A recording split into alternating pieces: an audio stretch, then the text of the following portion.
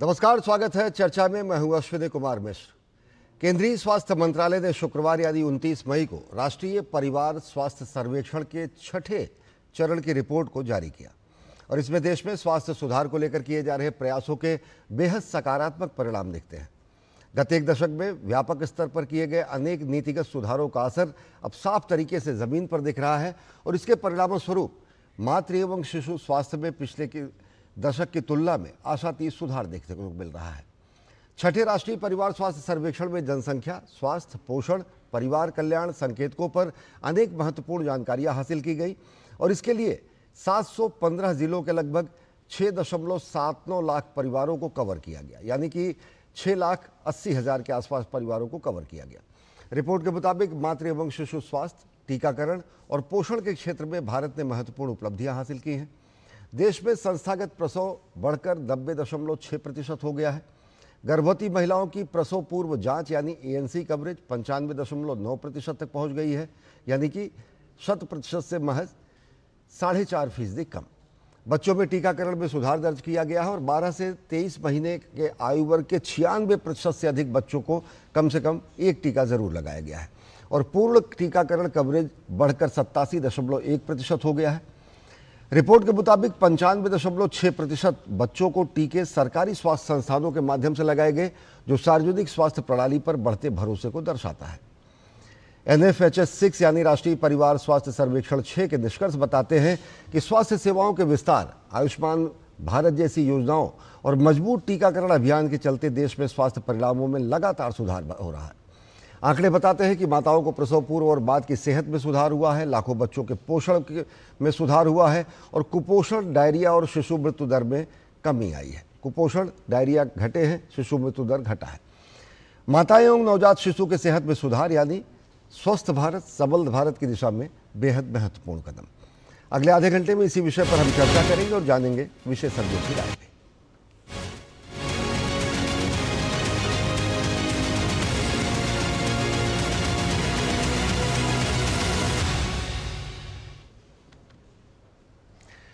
भारत ने स्वास्थ्य, पोषण और सामाजिक विकास संकेतकों में उल्लेखनीय प्रगति दर्ज की है और इसे निरंतर नीतिगत हस्तक्षेप और प्रमुख कार्यक्रमों के लक्षित कार्यक्रमों के प्रभाव से पता चलता है। राष्ट्रीय परिवार स्वास्थ्य सर्वेक्षण का छठा चरण, जो इसके मुख्य निष्कर्षों की अगर बात करें तो सुरक्षित मातृत्व, संस्थागत प्रसव, मातृ एवं शिशु स्वास्थ्य देखभाल में व्यापक सुधार हुआ है। मातृ पोषण संकेतकों में भी उल्लेखनीय सुधार हुआ है। परिवार नियोजन में सुधार हुआ है।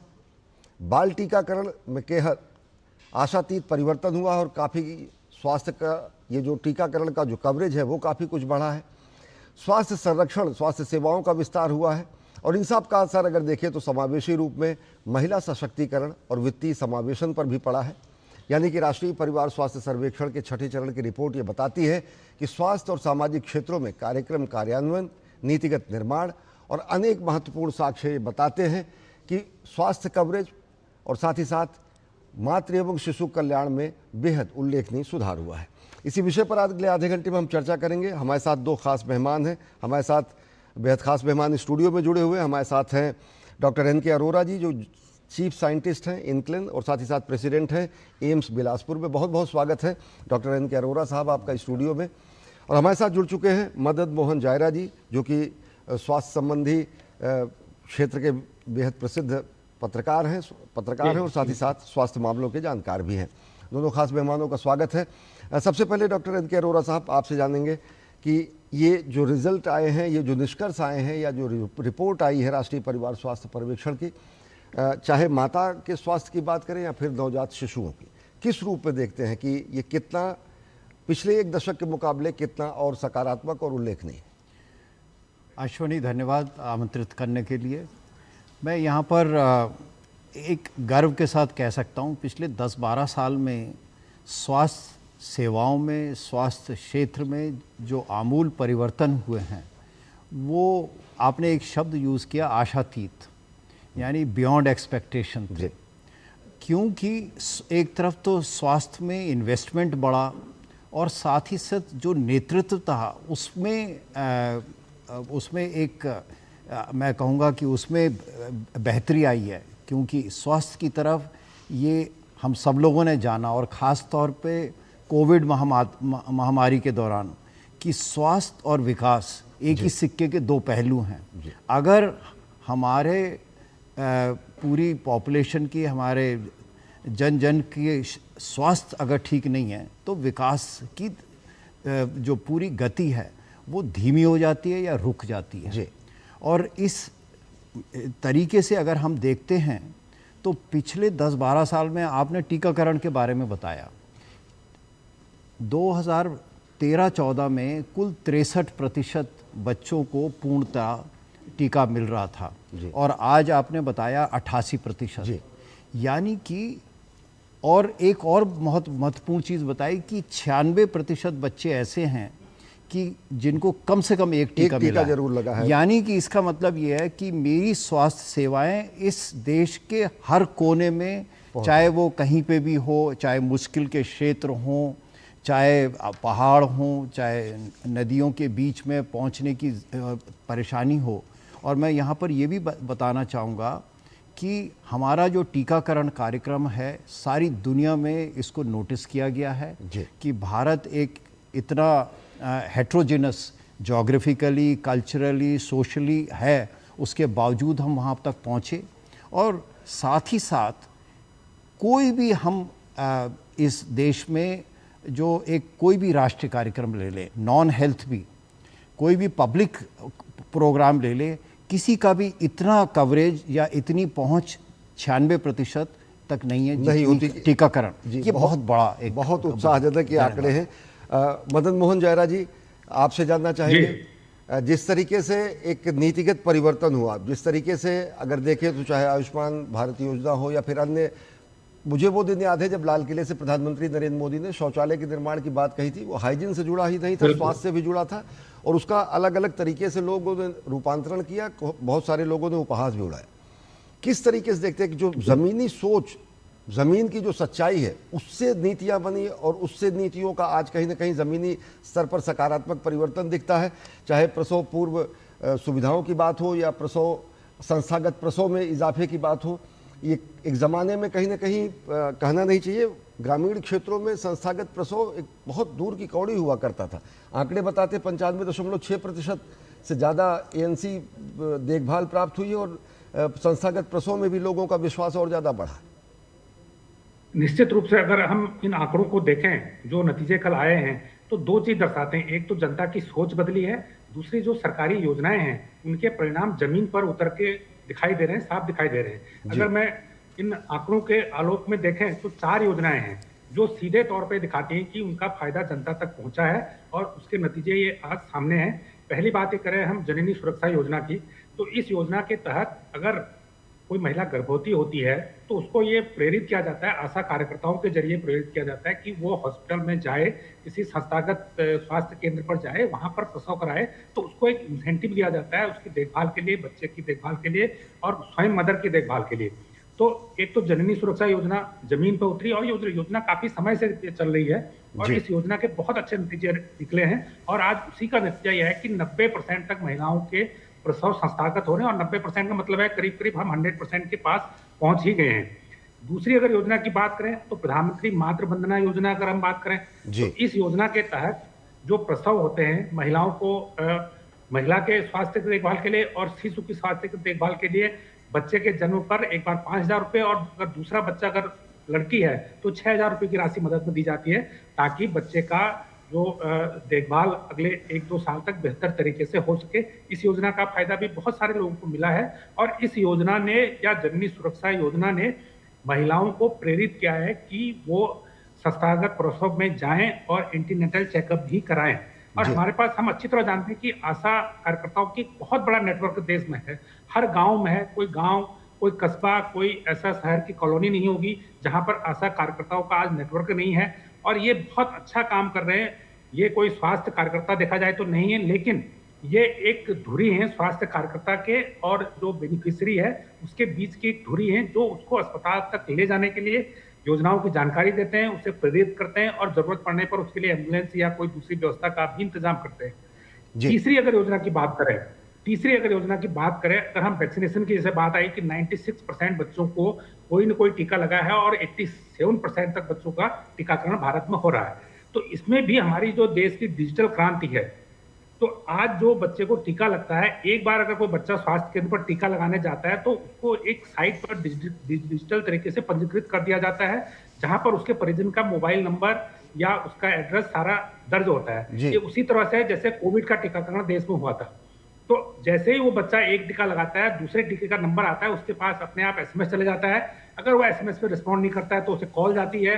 अगर कॉल भी वो रिस्पॉन्ड नहीं कर पाता है किसी वजह से, तो आशा कार्यकर्ता उसके पास पहुंच जाते हैं, उसे स्वास्थ्य केंद्र तक लाते हैं कि आपका टीके का समय हो गया, आप बच्चे को टीका लगाइए। तो ये मुझे लगता है कि जो डिजिटल ट्रैकिंग बच्चों की गई, इससे हमारे देश में टीकाकरण बहुत बेहतर हुआ है बहुत और बेहतर आगे हुआ। भी इसका फायदा जी। आगे भी फायदा होगा। जी। और एक चौथी सबसे बड़ी जो बात है, पहले हमारे देश में जो छोटे छोटे स्वास्थ्य सब केंद्र बोलते थे, जिन्हें हम सब सेंटर बोलते थे, 1,86,000 के करीब ये हैं। तो ये बहुत ज्यादा फंक्शनल नहीं थे, कहीं पर कोई कंपाउंडर रहता था, कहीं पर दवाइयां नहीं होती थी, कहीं पर कुछ नहीं होता था।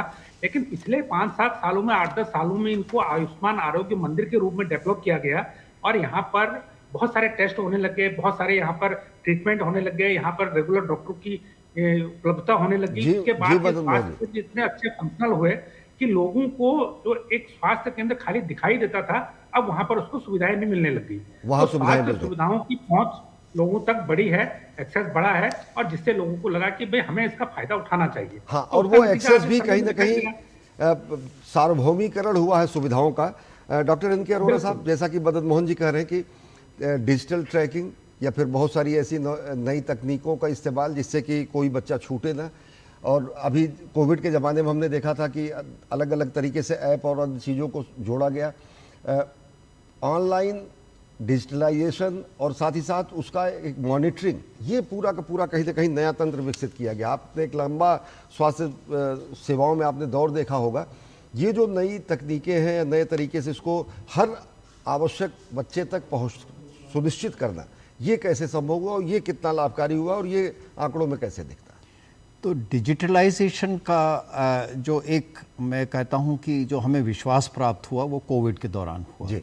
ये कोविन के दौरान इनफैक्ट इस दुनिया के बहुत ही मशहूर एक जर्नल है, उसने कहा था कि भारत 15 साल तक अपने लोगों को टीका नहीं लगा सकेंगे। और हमारे देश में भी कुछ लोगों ने इसी तरह के कुछ वक्तव्य जारी किए थे।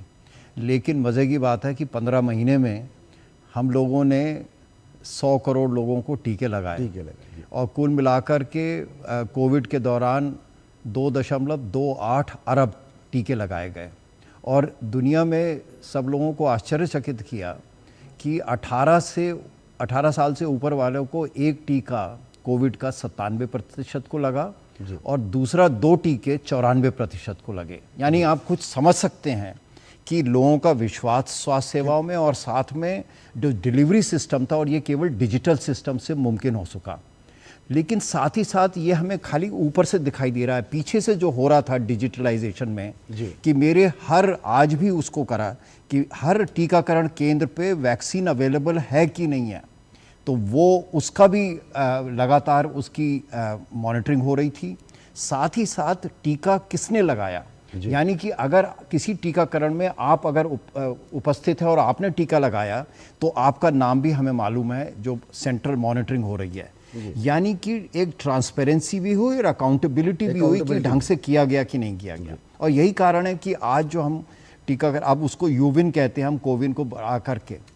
दूसरा जो डिजिटलाइजेशन का जो दूसरा प्रोसेस है कि अब हम देख रहे हैं कि एक आभा आईडी का पूरा कार्यक्रम शुरू किया गया है। हर एक व्यक्ति के लिए एक यूनिक आइडेंटिटी है और इसको अब आगे ले जाने की जरूरत है। पूरा डेटा कलेक्ट किया जा रहा है। करेक्ट, डेटा के साथ साथ आप उस अपने डेटा के साथ दुनिया में कहीं भी जा सकते हैं, डेटा आपके साथ वो ट्रांसपोर्टेबल होता है।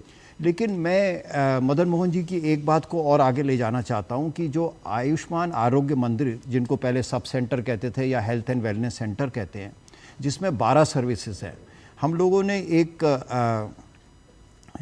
रिसर्च करी है। इस देश में 1,86,000 जो ये हेल्थ एंड वेलनेस सेंटर या आम आयुष्मान आरोग्य मंदिर हैं, 2 किलोमीटर के अंदर किसी भी व्यक्ति को लगभग 2-2.5 किलोमीटर से ज़्यादा नहीं चलना पड़ता। यानी कि मेरी पैदल चलने की क्षमता के अंदर है माना जाता है। और एक अंदाज़ा है, हम लोगों ने कैलकुलेट किया है कि रोज़ाना स्वास्थ्य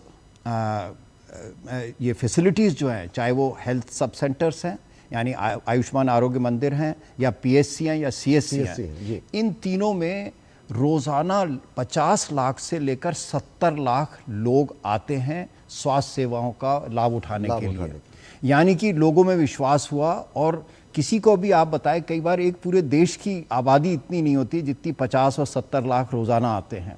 यानी कि इस समय स्वास्थ्य सेवाएं इतने लोगों को स्वास्थ्य सेवाएं प्रदान कर रही हैं विभिन्न प्रकार से। और इसमें खाली बच्चे और माएँ नहीं हैं, इसमें बुजुर्ग भी हैं, इसमें वो लोग जिनको डायबिटीज़ है, ब्लड प्रेशर है, जिनको जो बुजुर्ग हैं उनकी समस्याएं हैं, कैंसर की स्क्रीनिंग है। तो पूरा का पूरा एक इकोसिस्टम कहीं ना कहीं इकोसिस्टम बनाया गया है। और एक बहुत महत्वपूर्ण, पहले आप लोगों ने सबने हमने सुनी है कि भाई साहब कुछ दवाई नहीं मिलती, हम वहाँ जाते हैं तो हमें कुछ मिलता नहीं है। आज सब दवाई मिलती है और साथ ही साथ हेल्थ एंड वेलनेस सेंटर के ऊपर भी इन्वेस्टिगेशन होती हैं, पीएचसी के ऊपर भी इन्वेस्टिगेशन। देखिए, सुधार की हमेशा गुंजाइश है, लेकिन एक शुरुआत हुई है और इस NFHS 6 में ये दिखाई दे रहा है इस सुधार का ज़मीन पे असर, ज़मीन पर असर। और किफ़ायती दवाओं का भी प्रधानमंत्री नरेंद्र मोदी ने जन औषधि केंद्र वाला जो पूरा का पूरा कार्यक्रम है, आज करीब 15,000 दुकानें हैं इस तरह की। और आम आदमी को उससे बहुत बड़ी राहत मिल रही, क्योंकि वही दवाएं अगर पेटेंट या फिर अन्य कंपनियों की होती है तो लोगों की जेबें खाली हो जाती हैं। हमारे परिवार में केवल जन औषधि केंद्र की दवाएं यूज़ करते हैं और मैं सबको आश्वस्त करना चाहूँ कि इसकी गुणवत्ता बहुत अच्छी गुणवत्ता है, सर्वोत्तम। और हमें विश्वास है और प्राइस में लगभग 70 से 80% कॉस्ट का फर्क पड़ जाता है, कम पड़ता है। जी, हम चर्चा जारी रखेंगे दोनों खास मेहमान से कि किस तरीके से बेहद सकारात्मक है आंकड़े और किस तरीके से सबल भारत, स्वस्थ भारत, मातृ शिशु कल्याण के साथ साथ एक विकसित भारत की तरफ भी एक झलक ये दिखाती है रिपोर्ट। लेकिन वक्त एक छोटे से ब्रेक का, देखते रहिए DD न्यूज़। जब धरती चीर कर निकलता है लोहे का पत्थर और मिलता है मोंगिया के जोश से, फिर तपता है, पिघलता है और बनता है फौलाद। अब होता है सरिया सारी खूबियों के साथ। मोंगिया स्टील, मजबूत देश का मजबूत सरिया।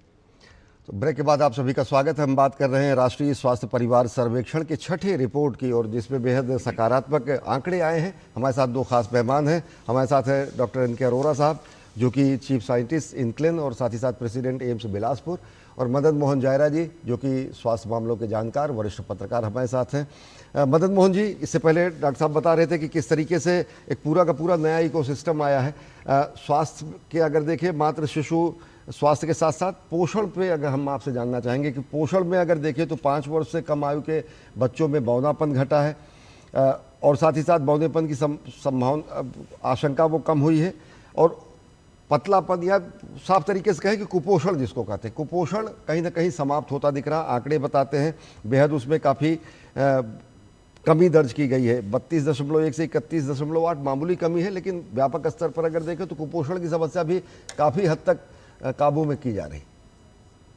बिल्कुल, अगर हम देखें तो जो बौनापन है 17% कम हुआ है और कुपोषण करीब 32% कम हुआ है। लेकिन जो कुपोषण की समस्या है, और बौनापन भी कुपोषण से ही जुड़ा हुआ है, ये समस्या बेसिकली देखा जाए तो ये थोड़ा जागरूकता की कमी की वजह से ज्यादा है, न कि इसमें कोई बहुत ज्यादा कोई इसमें कोई स्वास्थ्य से जुड़ी समस्या है।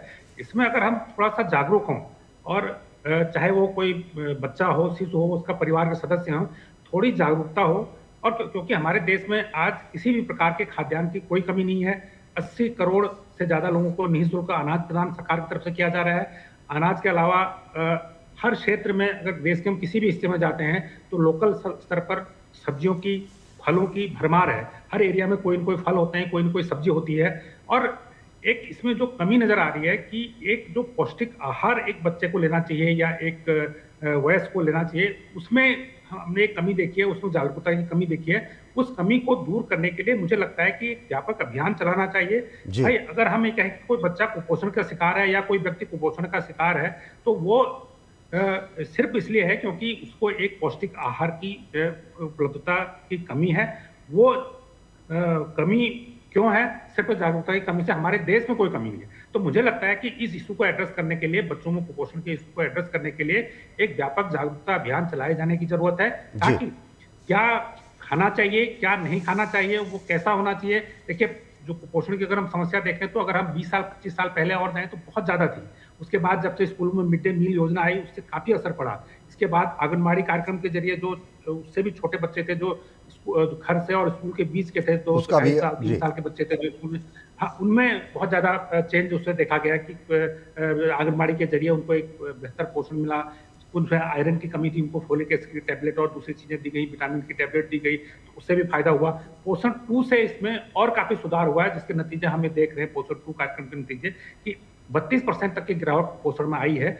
लेकिन मुझे लगता है कि इस पर अगर जो पौष्टिक आहार को लेके, ये सिर्फ बच्चों की चुनौती नहीं है, ये बड़े लोगों की भी है, क्योंकि यही जो सर्वे है उसमें कहीं ये भी कहा गया है कि जो पुरुषों में महिलाओं में मोटापा बढ़ रहा है, तो ये भी कोई हेल्थ इशू है तो सही, लेकिन ये ऐसा इशू है जिसे हम खुद ठीक कर सकते हैं। अगर हम अपना जीवन शैली को बेहतर करें, अपने खान पान को बेहतर करें, खुद ठीक कर सकते हैं। तो मुझे लगता है कि इसको लेके एक व्यापक जागरूकता कार्यक्रम की जरूरत होनी, चाहे वो मोटापा का इशू हो, चाहे वो बच्चों में कुपोषण का इशू हो। जी, डॉक्टर अरोरा साहब आपसे जानना चाहेंगे, जैसे कुपोषण के जो आंकड़े हैं वो बताते हैं कि 5 वर्ष से कम आयु में बच्चों में बौनापन 35.5% से घटकर 29.3%, और एक ग्रामीण स्तर पर जागरूकता की कहीं ना कहीं कमी है, क्योंकि पोषण के अनेक सारे ऐसे सक्षम आंगनवाड़ी या पोषण अभियान या फिर ICDS के ऐसे कार्यक्रम लंबे समय से चल रहे हैं और उसको और ज़्यादा सशक्त भी किया जा रहा है। तो इनमें और क्या कुछ सुधार की अपेक्षा दिखती है, क्योंकि पोषण कहीं ना कहीं बच्चों से सीधा जुड़ा हुआ मसला है जो स्वास्थ्य को दीर्घकालिक रूप में प्रभावित करता है। तो आपने ये जो बौनेपन की जो बात करी, ये हम सबके लिए चिंता का विषय रहा है, और इस बात पे जो शीर्ष स्तर पे इस बारे में समय समय पर डिस्कशन किया गया है जी। और जो बौनापन है वो देश की स्वास्थ्य सेवाओं को परिलक्षित करता है, रिफ्लेक्ट करता है। और ये जो हम अब 35%, पहले लगभग 50% था आज से 10 साल पहले, फिर 35 हुआ, अब हम 29%, 30% के पास आ गए हैं। ये एक बहुत ही उत्साहजनक है। लेकिन साथ ही साथ आपने जैसे पूछा वो बिल्कुल सही है कि बच्चों का पोषण तो ठीक है, और जैसे कि मदन मोहन जी ने कहा कि इस बारे में हमें जागरूकता व्यापक तौर पे बनानी होगी। लेकिन एक बहुत महत्वपूर्ण चीज़ है कि जो हमारी गर्भवती महिलाएं हैं, हमारी किशोरियां हैं, उनके स्वास्थ्य पे जब तक हम ध्यान नहीं करेंगे तो जो बच्चा पैदा होता है, वो अगर छोटा बच्चा पैदा होगा, उसका वज़न पूरा ठीक नहीं होगा तो उसका पूरे जीवन पे प्रभाव पड़ता है।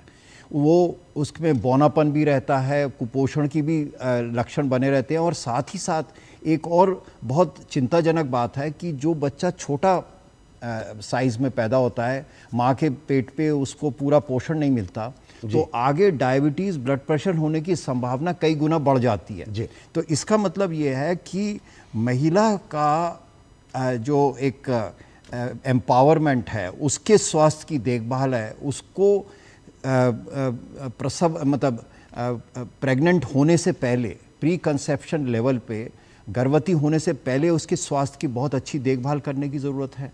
उसके बाद जब गर्भवती है तो उस समय जो देखभाल हो रही है, अब हम देख रहे हैं 90% से ज़्यादा गर्भवती महिलाएं अपनी देखभाल कराती हैं। और तो इस समय इनका जो पोषण है, जितना अधिक ध्यान किया जाएगा उतना महत्वपूर्ण है, क्योंकि इस समय लगभग 25% बच्चे 2.5 किलो से कम के पैदा होते हैं और इनमें जो विकास की क्षमता है वो पूरी नहीं हो पाती। तो इसलिए ज़रूरी है कि हम अपनी माताओं का, अपनी बेटी लोगों का जो उनका पोषण जो है बेहतर होगा। एडोलेसेंट गर्ल्स का पोषण बहुत ज़रूरी है। और एडोलेसेंट गर्ल्स जो किशोरियां हैं उस पर विशेष ध्यान देने की ज़रूरत है। बस 1 मिनट में मदन मोहन जी एक सवाल केवल पूछेंगे। PM जन आरोग्य योजना जैसे स्वास्थ्य बीमा योजनाओं का भी बेहद व्यापक असर, क्योंकि वित्त पोषण कहीं ना कहीं ग्रामीण क्षेत्रों में बहुत बड़ी समस्या थी, वो भी नहीं, दिखता बिल्कुल। है। अगर हम सर्वे के नतीजों को देखें तो जो बीमा का दायरा है वो 60% परिवारों तक पहुंच चुका है। तो मुझे लगता है कि जब ये आंकड़ा 40 से अगर 41 से 60% पहुंचा है तो बहुत अच्छी स्थिति है। 50% से यानी आधे से अधिक लोगों को बीमा सुविधाओं का किसी न किसी रूप में फायदा मिल रहा है, जी। चाहे वो सीजीएचएस के रूप में मिल रहा है, चाहे वो एम्प्लॉय स्टेट के थ्रू मिल रहा है, चाहे वो पर्सनल बीमा खरीद रहे हैं या आयुष्मान भारत के जरिए मिल रहे हैं। आयुष्मान भारत का दायरा लगातार बढ़ते जा रहा है और मुझे लगता है कि आयुष्मान भारत में तो अब 70+ को भी सभी को उसमें शामिल कर लिया गया है। लेकिन ये सर्वे 2023-24 का है। आज जी, की जी। डेट में अगर ये सर्वे होगा तो मुझे लगता है ये डाटा 60% से भी ज्यादा ऊपर जा चुका होगा। तो निश्चित रूप से जहां पर अगर हेल्थ इंश्योरेंस मिल जाता है तो स्वास्थ्य को लेकर एक आदमी सिक्योर हो जाता है, उसका वो आउट ऑफ आत्मविश्वास पॉकेट कहीं ना एक्सपेंडिचर है कहीं, वो भी कम होता है। जी, आत्मविश्वास वो दिखता है परिवार में भी। बहुत बहुत बिल्कुल। धन्यवाद मदन मोहन जायरा जी, डॉक्टर एन के अरोड़ा साहब स्टूडियो में आने के लिए, विस्तार से अपने विचार रखने के लिए। तो निश्चित तौर से अगर देखिए तो एक सार्वभौम स्वास्थ्य कवरेज जो दिया गया है पूरे देश को, वो आंकड़े स्पष्ट तरीके से राष्ट्रीय स्वास्थ्य परिवार सर्वेक्षण में दिखते हैं और ये बताते हैं कि विकसित भारत अगर बनना है तो सबल भारत, स्वस्थ भारत ही उसकी आधारशिला होगी और उसी दिशा में ये सकारात्मक आंकड़े आए हैं। तो इस कार्यक्रम में फिलहाल इतना ही। देश और दुनिया की ताज़ा तरीन खबरों के लिए देखते रहिए डीडी न्यूज़। नमस्कार।